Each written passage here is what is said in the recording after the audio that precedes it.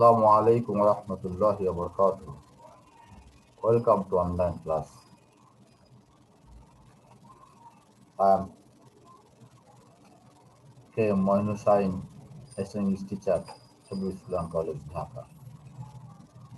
English grammar, topic, tag question part 5. আজকে আমি tag question part 5-এর গুড মর্নিং, গুড বাই, প্রভাব এবং অ্যাপোস্ট্রফি নিয়ে আলোচনা করব। কারণ এই বিষয়গুলো খুঁটিনাটি বিষয়। এই খুঁটিনাটি বিষয়গুলো ছাত্ররা বুঝতে পারে না, বিধায় তারা হিমশিম খেয়ে যায়।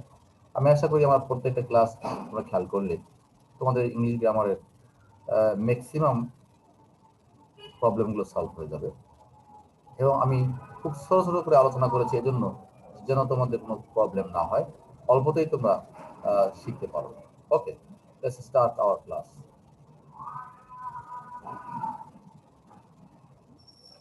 Try to realise the thing. সারমর্ম বুঝতে চেষ্টা করো।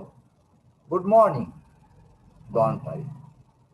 Sorry, aren't I. Good bye, don't I. Thank you, don't I.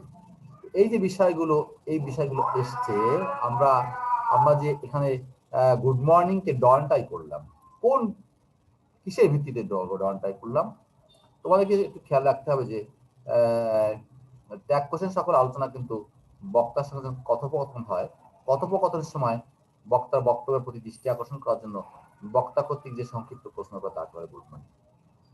এখানটা গুড মর্নিং, গুড মর্নিং বিষয়টা কি ব্যাখ্যা করলে কি দাঁড়ায়? I say good morning. যেহেতু আমার সঙ্গে কথা হচ্ছে, আমি বললাম কেউ আসছে, গুড মর্নিং, তাহলে কি হলো? Don't I. ক্লিয়ার? দেখো আমি কিন্তু এই দ্বিতীয় অংশে এটাকে ব্যাখ্যা দিয়েছি, তাই না? সরি, সরি বলতে কে বলে? তুমি বলো I am sorry sir, I am sorry my friend. Okay, তাহলে আই এম থাকলে আমরা জানি একটা আর এম টাই করবো। তাহলে আমি এখানে ব্যাখ্যা দিয়ে তোমাকে বোঝানোর চেষ্টা করছি। সরি বলতে I am sorry. Good bye, I say good bye অথবা we say good bye. I say হলে ডন্ট আই। দেখো don't I say good bye, কথা হয়ে গেল, শেষ হলো, আমি বলছি গুড বাই, চলে যাচ্ছি। আই সে গুড বাই অথবা we say good bye. I say হলে ডন্ট আই, আর উই সে হলে don't we. Thank you, I say thank you, I say thank you, don't I. তো we say thank you, don't. অর্থাৎ তুমি এখানে দুইটার যে কোনো একটাই আনসার টাইপ করতে পারবে। শোনো, আমি স্পষ্টভাবে বলি, আমি আগে বলেছি, বারবার এক কথা বলতে ইচ্ছা হয় না, আমি বোর্ডের একজন নিয়মিত এক্সামিনার। আমি জানি এই বিষয়গুলো আনসার এভাবেই হয়ে থাকে, এবং বোর্ড থেকে কখনোই বলা হয় না, কোনো ছাত্রকে নিরুৎসাহিত করা হয় না যে সে কাছাকাছি আনসার লিখেছে কেটে দিবেন, এটা কখনো বলা হয় না। দেখো আনসারগুলো সবগুলো সঠিক। আই সে গুড মর্নিং, তুই ডন্টাই না দিয়ে যদি বলো ডন্ট উই, হ্যাঁ, তাহলে উই সে গুড মর্নিং এটাও হতে পারে। সাধারণত আমরা এখানে আই ধরবো, তোমরা চেষ্টা করবে I say, don't I, aren't I, don't I, don't I, এগুলো দেওয়ার চেষ্টা করবে। ওকে, তাহলে আমি কিন্তু তোমাদের বুঝিয়ে বলছি যে আমরা সাধারণত যারা টিচার, আমরা একটা ডন্ট আই বেশি পছন্দ করি। ওকে, নেক্সট আমরা শেষ। এখন অপারেটিভ সেন্টেন্স নিয়ে একটু সামান্য ধারণা দিব। অপারেটিভ সেন্টেন্স একটা আলোচনা এসে গেছে, যে সেন্টেন্স দ্বারা কোনো দোয়া, প্রার্থনা বা আশীর্বাদ ইত্যাদি বোঝা তাকে অপারেটিভ সেন্টেন্স বলে। যেমন মনে রাখ, যেমন may Allah, may you be happy, long live our president, live long our Bangladesh, may Allah bless you. এখানে আমরা একটা পয়েন্ট নোট দিয়েছি। কি নোট দিয়েছি? এই নোটটা নিচে দিলে ভালো হয়, নোটটা এখানটায় না দিয়ে, যেহেতু আমি এক্সাম্পল গুলো ওখানে আলোচনা করেছি, আমরা এখানে দিয়ে দিই যে মনে রাখতে হবে যে, দেখো কি লিখেছি, মনে রাখতে হবে যে প্রত্যেকটি অপারেটিভ সেন্টেন্সের মধ্যে কি আছে? একটি মে লুকায়িত থাকে। May be happy, long live our present, মানে may our present long live, না? Live long our, may our Bangladesh live long, may Allah bless you, এখানে মে সরাসরি আছে।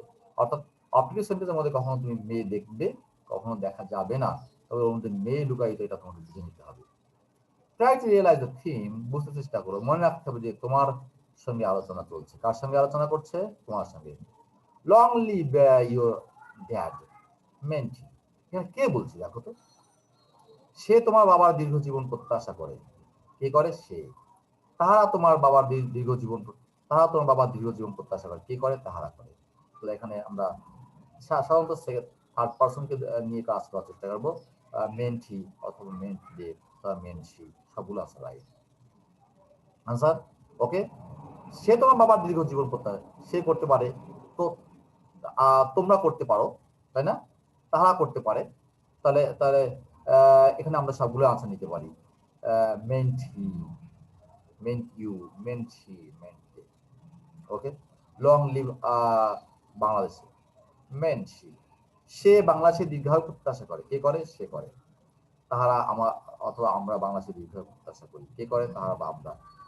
তাহলে meant he, meant he, meant they, meant ইট, সব আনসারগুলো right. এখানে বিষয়গুলো কিন্তু এই, আমি আবার তোমাকে বুঝিয়ে বলার চেষ্টা করছি। দেখো, long live your dad, meant he. Live long our Bangladesh, meant he. Long live our your dad, meant he. He আছে না, সি করতে পারি, মেন্ট দে করতে পারি।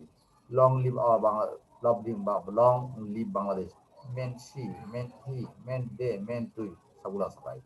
ওকে, নেক্সট দেখো, মূল মূল বিষয়টা বুঝতে চেষ্টা। এবার অ্যাপোস্ট্রফি সবচেয়ে গুরুত্বপূর্ণ একটা বিষয় আমি তোমার সাথে দিয়েছি। অ্যাপোস্ট্রফি অর্থ কি? অ্যাপোস্ট্রফি যুক্ত কোনো নমিনেটিভ যদি অ্যাপোস্ট্রফি যুক্ত কোনো নমিনেটিভ পাওয়া যায় তখন কি করবে? অ্যাপোস্ট্রফি সাধারণত রয়ের বোঝাতে, আমরা এক কথা বলবো রয়ের বোঝাতে অ্যাপোস্ট্রফি ব্যবহার করা। কি রয় বলতে অ্যাপোস্ট্রফি ব্যবহার করা থাকে। খুব সতর্কতার সাথে কাজ করতে হবে, খুব ভেরি বি কেয়ারফুল। আর অ্যাপোস্ট্রফি এর পরবর্তী ভার্ব দেখে কাজ করতে হবে। তুই অ্যাপোস্ট্রফি দেখে লাভ দিতে পারবে না। দেখো, রিতাস playing cricket, isn't he, isn't she করেছে। কি করেছে? Isn't she. আমি এখানে সরাসরি আনসার নিয়ে আলোচনা করতে চাই তোমাদের সঙ্গে, অর্থাৎ রিতা ইজ প্লেইং। খুব সতর্কতার সাথে কাজ করবে। দেখো কি কাজ করবে বলছে যে কাজ করতে হবে, অর্থাৎ অ্যাপোস্ট্রফির পরবর্তী ভার্ব দেখে কাজ। ভার্ব, এই যে ভার্বটা আছে এখানে, যে ভার্বটা আমরা আছি, আমি তোমার ভার্বটা একটু ড্রয়িং করে দেখাই। এই যে ভার্বটা প্লেইং, তাই না? এখানে প্লেইং থাকার জন্য রিতাস প্লেইং, তার মানে ইজন্ট শি। দেখো রাইট পাশে আমি ব্যাখ্যা দিই, অর্থাৎ রিতা ইজ প্লেইং। আমি তোমাকে ব্যাখ্যা দিয়ে বোঝানোর চেষ্টা করছি, যেটা রিতা ইজ প্লেইং। কি বলেছি? Rita is playing. এই ইজ থাকার জন্য এখানে ইজন্ট করেছি।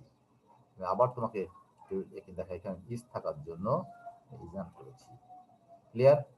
আমার মনে হয় তোমার বুঝতে সমস্যা হয়। রতনস প্লেড ক্রিকেট, রতন, রতন, এখানে এখানে এখানে কি হবে? আমরা চেষ্টা করে দিলে হয়, রতনস প্লেইং ক্রিকেট। কে ক্রিকেট খেলছে? রতনস প্লেড ক্রিকেট। কি দাঁড়ালো? হ্যাজেন্ট হি করেছি, অর্থাৎ রতন হ্যাজ প্লেড ক্রিকেট। দেখো আমরা আবার একটু ড্রয়িং করে দেখাই। এখানে এই প্লেডটা আসছে থেকে, এই দেখো প্লেড, এই প্লেড ভাবে দিক তাকাবে। হ্যাজ থাকার জন্য আমরা জানি পারফেক্ট টেন্স যখন কর্তা হচ্ছে হ্যাভ বা হ্যাজ, এরপরে মূল ভাবে পাস্ট পার্টিসিপেল ফর্ম। ঠিক আছে, এই পাস্ট পার্টিসিপেল ফর্ম দেখে তোমার কাজ করতে হবে। ক্লিয়ার? তাহলে বুঝতে পারছো? আমার মনে হয় দাগাদাগি বেশি হয়ে গেছে, আমি দাগাদাগিটা কমিয়ে দিই, কমিয়ে আবার লাস্টটা নিয়ে আমি আবার আলোচনা করি। দেখো, হিট কি দিয়েছি? ডান ইট, hadn't hadn't he, hadn't hadn't he করবো, hadn't he।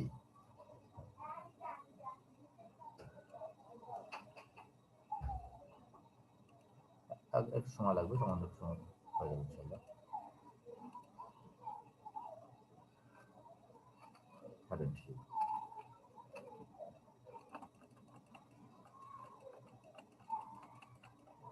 আসলাম এখানটা, তাই না? এই পরের দিকে, হ্যাঁ দেখো, he had done it, hadn't হি, অর্থাৎ হি হ্যাড ডান ইট।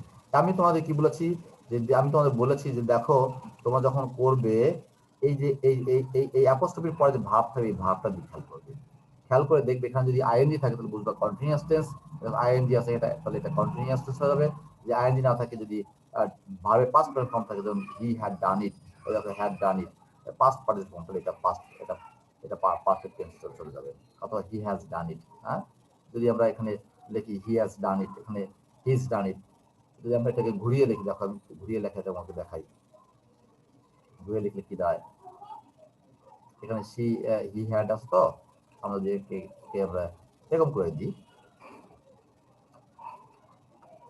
দেখো এখানে হি হ্যাজ হয়ে যাবে, হ্যাজ। এখানে কিন্তু হ্যাড আছে, হ্যাজেন্ট হয়ে যাবে। hasn't he? দেখো আমি তোমাকে বুঝিয়ে দেওয়ার চেষ্টা করছি।